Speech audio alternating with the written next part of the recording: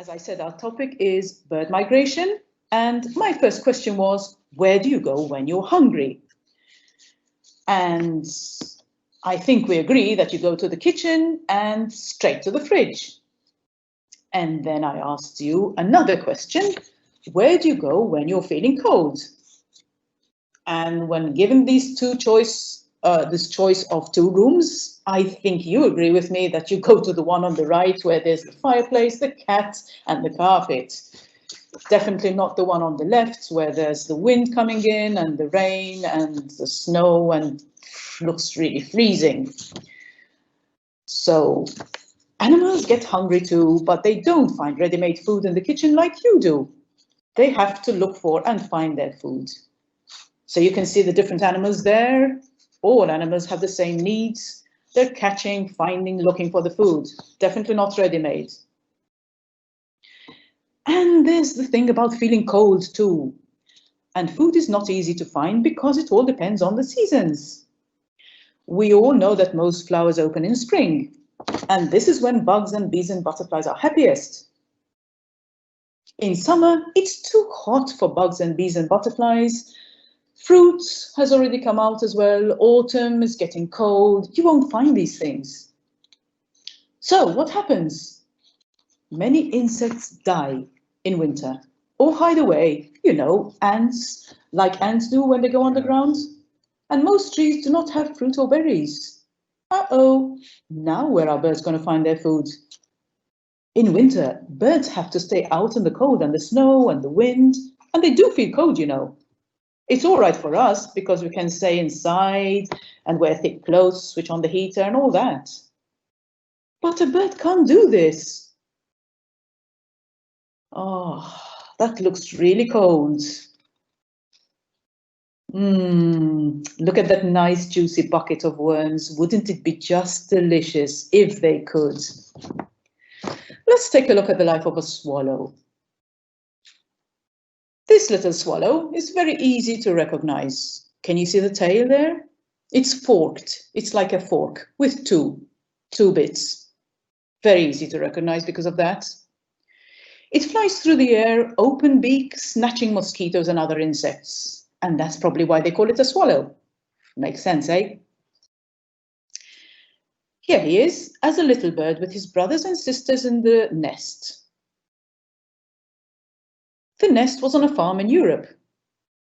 Right in the middle, perfect place. Good weather. That's Europe. Can you see that boot shape? That's Italy. That tells you you're in Europe. And where the red dot is, that's where the swallow was born and where it had its nests. But now it's winter and they must leave this place or die of cold and hunger. But where can they go? It must be somewhere warm and sunny. But where? Must be somewhere far away from this winter weather. It must be somewhere where there will be insects and new leaves, caterpillars, berries, fruits and flowers. Let's see. Something like this. Yes. Where is this? Exactly. That's it. That's Africa. That's the perfect place. And that's where they must go. Of course, to get to Africa, they must fly all the way there.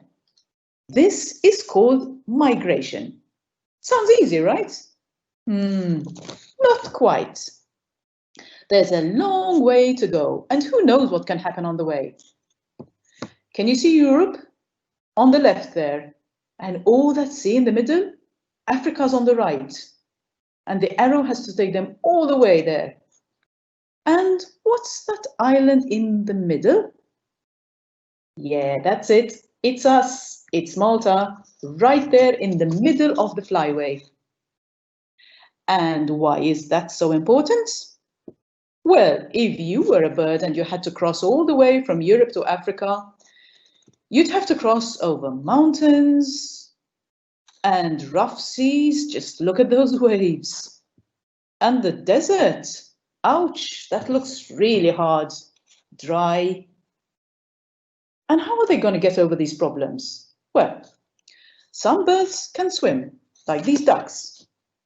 If these ones get tired, they can just stop in the sea and rest. But other birds like flamingos, eagles, house martins, and all these birds, storks, they can't. They can't swim, so they won't make it if they get tired, because they'll stop and, well, they can't swim. Luckily, there are islands on the way. Ah, good. Here they can stop and rest.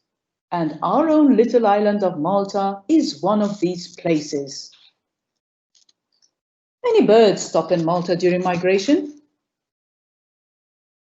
These herons are resting during migration in Malta. Can you imagine how hungry and tired they must be?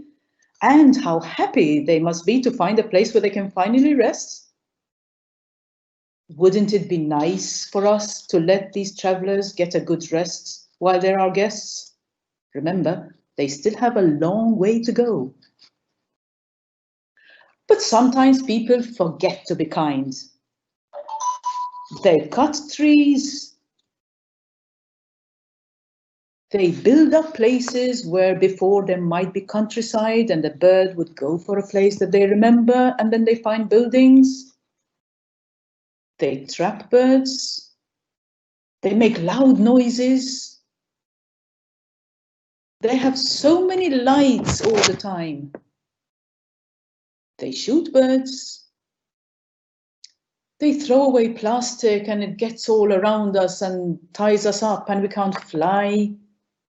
And they are so dirty. They're always throwing things into the air and choking us.